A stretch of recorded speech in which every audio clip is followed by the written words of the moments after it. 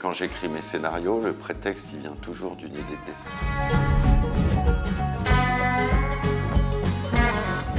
Si on se trouve dans une partie de mon atelier, qui se trouve à Paris, dans le 10e arrondissement, où on est une dizaine d'auteurs de BD à travailler ensemble, enfin à partager les lieux.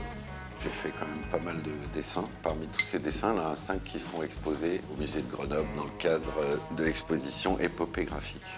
Dans l'histoire de la bande dessinée, le western, c'est vraiment devenu un genre français.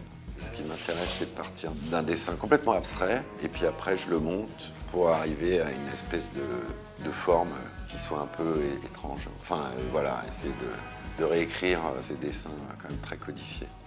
Donc je travaille soit le storyboard, comme on dit, soit le dessin et tout ça. Après, entre deux, je peux commencer un dessin, et puis je le laisse de côté, parce que j'ai un petit blocage, et puis j'aime bien le côté work in progress. Je peux faire de la page 1 à 10, et puis après je me dis, il manque peut-être une page là, parce que l'action est un peu trop serrée, donc j'en rajoute. Pour ceux qui connaissent Photoshop, c'est pomme Z. Tu sais, on peut revenir en arrière. Et le dessin, moi, ce que j'aime, et qui donne un peu de suspense, c'est que si on se plante, on se plante.